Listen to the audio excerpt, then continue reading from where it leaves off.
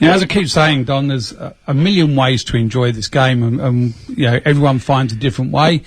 Someone's found a very different way, but it's very pleasurable for the rest of the people to see the results of his work.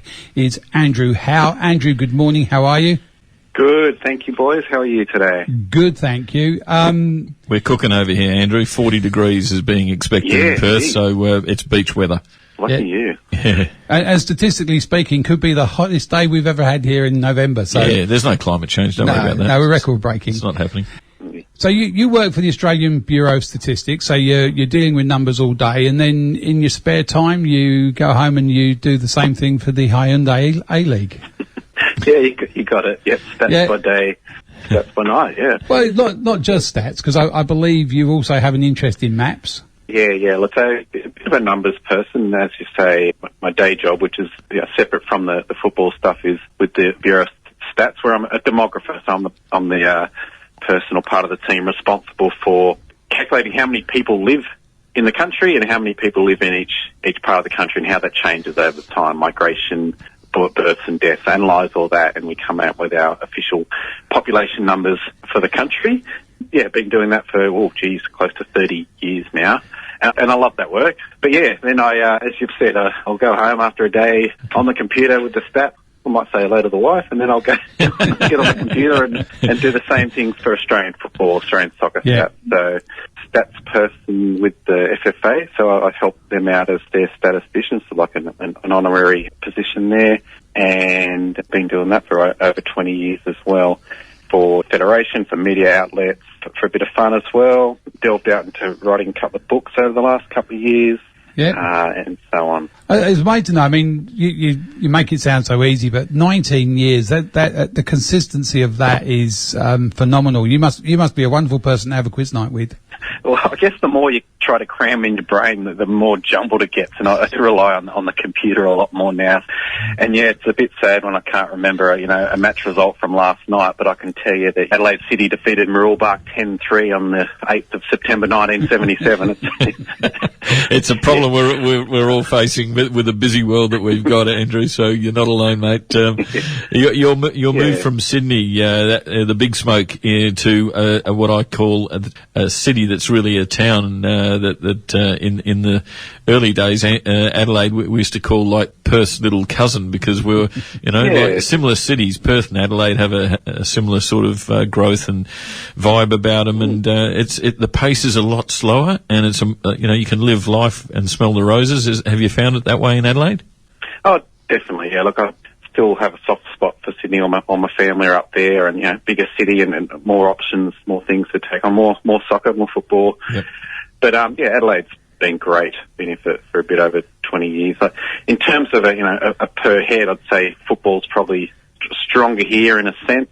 But when you take in population, as I naturally do, Sydney with its over 5 million people is just the healthiest soccer scene over there. Yep. Interesting comparison between Perth and Adelaide. Up until the early 80s, Adelaide was actually bigger than Perth. But you guys well and truly have been the since then in terms of the population. Everything goes with that. Yeah, we tend to have these things called mining booms that blow out our population very, very big when it's a boom, and then it goes bust and everybody heads back to where they came from. And so that's where it fluctuates a bit. But on the football side, it's...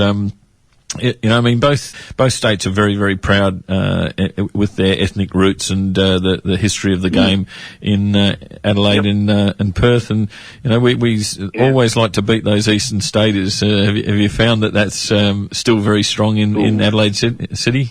Yeah, those are evil people over there on the East Coast. But you mentioned the migrant backgrounds. I mean, that's also a fascination for me, where I've been able to blend my day work into my night work, associating the history of the game with the history of Australia's migrant communities. As a statistician, trying to quantify that. And don't need to tell you, there's a real strong link between the two, and there still is today. I mean, we usually talk about the history of soccer and the history of the migrant communities, especially the migration booms of the 60s and especially the 60s. Yep. And over there, you had your UK, obviously, but also the Italian, Greek, and Macedonian, and so forth communities. Yep. Similar communities here, not as much with the Macedonians, and then in the eastern states you've got the same, bit more the Slav influence there. In more recent decades, our source countries have been the southern and eastern Asian countries, which don't have as much in terms of the football tradition. So we'll see over time how that plays out, because soccer is getting stronger in those countries. Yep. What's really shone over the last handful of years is the African communities. A lot of African-born now making their names in both the A-League and also in Australia's national team. Yeah, the Socceroos. Absolutely. Yeah, I see South Sudan have a couple of players from WA playing for them, and most of their team is from Australia, which is quite astounding. It is. It's great. Yeah, I'm sure this will come out more over coming years. Yeah. But yeah, as you say, you look at the team list for South Sudan versus Burundi or whatever they played a couple of weeks ago, and all these Australian-based players. It's fantastic. I love it. Yeah. Absolutely. Now, apart from your A-League official guide, which is the go-to for any broadcaster or journalist covering football, you've also do other things just for your amusement, I think. But one of them I saw the other day was the interactive circular chart that shows the A-League goals for and against by team and player. And it's a circular graph which is interactive, and is that beautiful? It's art. Sean, Sean reckons you're an artist, mate. You've transformed into a statistician to an artist now.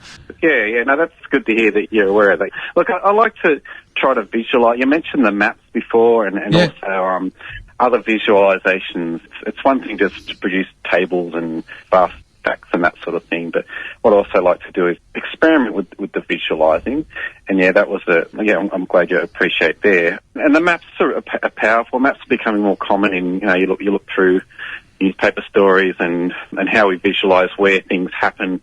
Put a lot of effort into that now. I try to assign a place to any statistic I can in terms of match venues, countries where the Australian national teams play, birthplaces of Australians.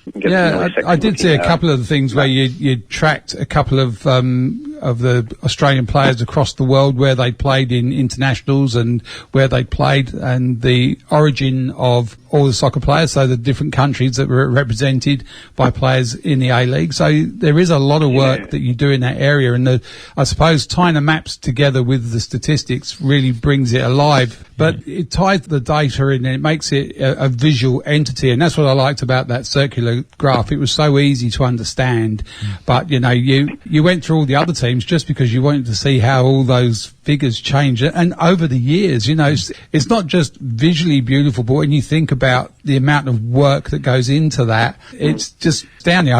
I'll take my hat off to you. I was going to ask you, Andrew, the question of with the fantastic work that you do, when you sit down and look at it and say, okay, where is football going, the game that we love, through the stats that you're gathering, where do you see our strengths and weaknesses in the growth of the game? What are your statistics telling you about the growth of our game?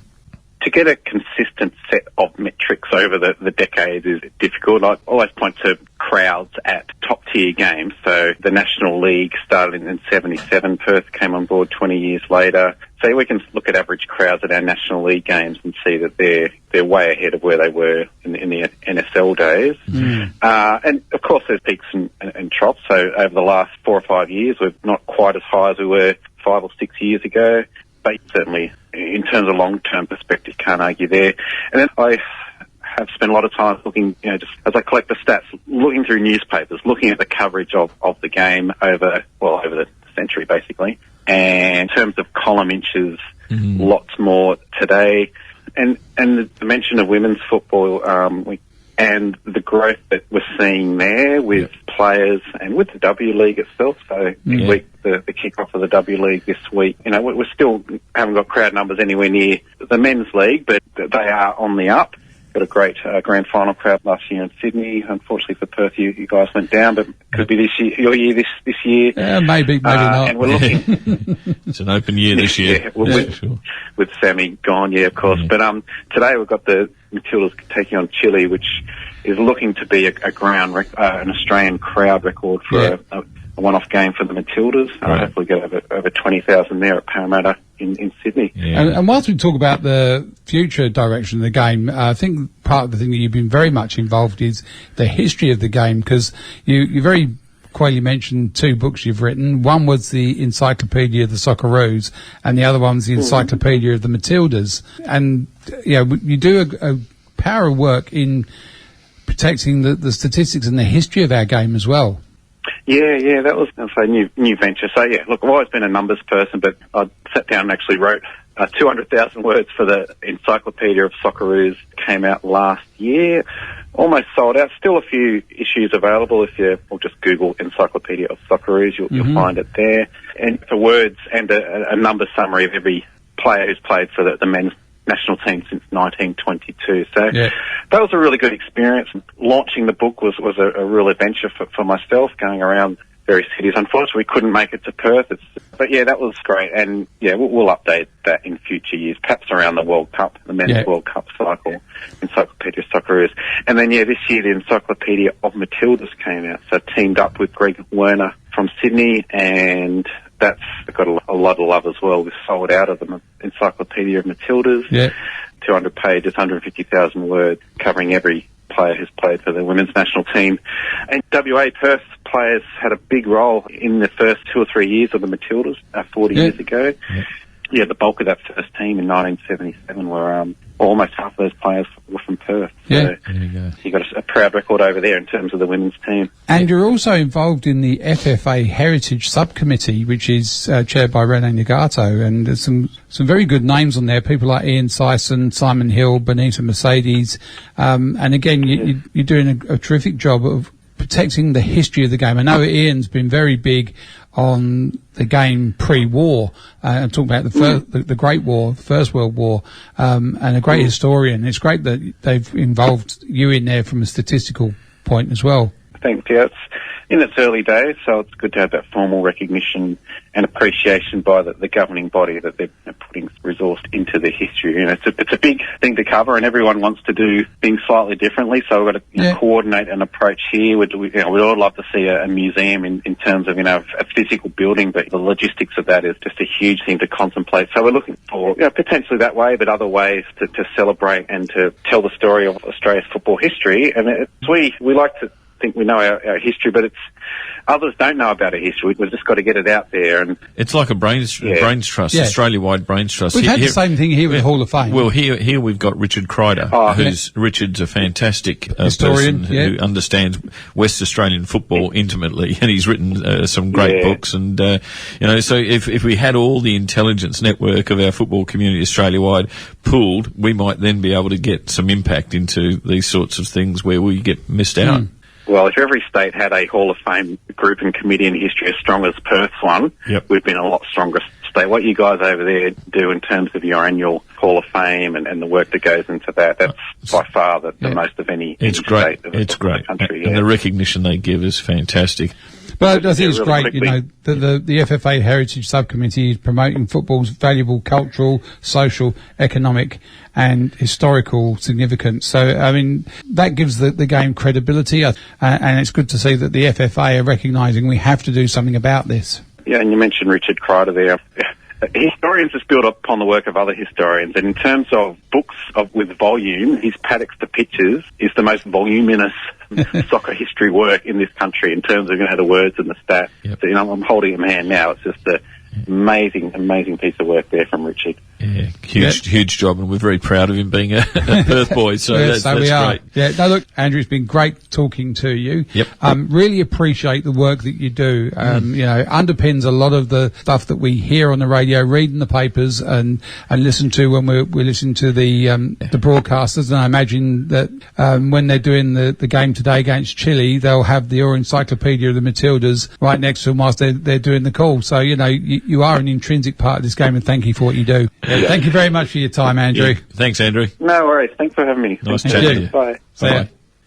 As I always say, there's so many ways you can enjoy the game, and that's just another one. He obviously gets off on the numbers and the analysis, but it does contribute to people like Simon Hill and the other commentators that Without people like him, we don't get the true story of what's really going on. He is the man that paints the facts, and the figures basically stand up and talk, don't they? Yeah, but if you're interested in statistics at all, get on there and have a look at that interactive circular chart of the A-League goals for and against by a team and player. Just impressed with the amount of work he's put into that, and it is just a work of art. Yep, good stuff.